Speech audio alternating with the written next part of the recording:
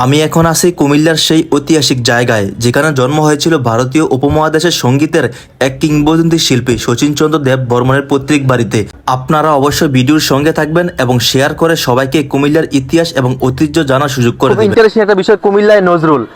এই ভবনে মহারাজ কুমার নবদ্বীপ চন্দ্র দেব বর্মন বাহাদুরের রাজবাড়ি। 1922 সালে কবি নজরুল ইসলাম কুমার শচীনচন্দ্র দেব বর্মনের সঙ্গে বসিয়া সঙ্গীত চর্চা করিতেন। দেখেন, কাজী নজরুল ইসলাম এই বাড়িতে বসিয়া সঙ্গীত চর্চা করতেন। দেখতে পারতেছি ভাইকে অনেক ধন্যবাদ, মানে উনি আমাকে এই বাড়িতে ঢুকতে দিয়েছে। আমি আসলে আসছি বাউন্ডারিয়া থেকে আপনাদের কুমিল্লার ইতিহাস ঐতিহ্য তুলে ধরার জন্য। আচ্ছা, আপনার নাম কি? আমার নাম মোহাম্মদ ফরাদ মিয়া। আমি সচিব দেব বর্মনের কেটিআর ডিসির আন্ডারে আছি। আচ্ছা, আপনি মানে এখানে এই বাড়ির তত্ত্বাবধানে আছেন? তত্ত্বাবধানে আছি। আপনি সরকারিভাবে আছেন নাকি এমনিতেই? সরকারি বলতে আপনার এই ডিসি সাহেবের আন্ডারে আমি আছি। আচ্ছা, উনি ডিসি সাহেবের আন্ডারে আছেন এই বাড়ির তত্ত্বাবধানে। আর বাড়িটা দেখে অনেক ভালো লাগছে। আচ্ছা, এই বাড়ি কি বর্তমানে কোনো সংস্কার করা হচ্ছে? হ্যাঁ হ্যাঁ। আচ্ছা, বাড়িটি বর্তমানে সংস্কার করা হচ্ছে বা এই পাশেও আমরা দেখতেছি ওয়াশরুম করতেছে বা মেলা হয়েছে তো কিছুদিন আগে। আচ্ছা, এখানে কিছু আগে মেলা হয়েছে। মানে বাংলাদেশে কোনো মানুষ আসে এখানে বাড়ি দেখার জন্য? হ্যাঁ, আসে। অনেক দূর থেকে মানুষ আসে, ইন্ডিয়া থেকে আসে, ঢাকার থেকে আসে, অনেক মানে বিভিন্ন জায়গার থেকে আসে। আপনারা দেখেন, এখনো ইন্ডিয়া, ঢাকা বা বিভিন্ন দেশ থেকেও এইখানে আসে এই বাড়িটা দেখার জন্য, কুমিল্লার মধ্যে এই বাড়িটা। আচ্ছা, ভাইকে অনেক ধন্যবাদ।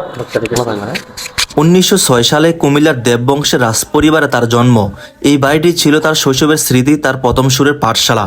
আমি যখন আজ এই বাড়ির সামনে দাঁড়ালাম, মনে হলো যেন সময়ের একটা দরজা খুলে গেছে। বাতাসে এখনো যেন লুকিয়ে আছে তার ছেলেবেলার গান, নদী, সুর, গ্রামীণ সঙ্গীতের সেই আদিম টান। শচীনচন্দ্র দেব বর্মনের সুরের মূল শক্তি ছিল এই কুমিল্লার মাটি, এখানকার ভাটিয়ালি সারিগান, লোকগানের সেই সরল কিন্তু গভীর সুর। তার সুরে যখন সাজনা, বাহারাই বা সোনগো দক্ষিণ হাওয়া বাজে, সেখানে এই কুমিল্লা গ্রামের গন্ধই লুকিয়ে থাকে। এই বাড়ির প্রতিটি কোনো যেন বলে এখান থেকে জন্ম নিয়েছে উপমহাদেশের সোনালী সঙ্গীত যুগ।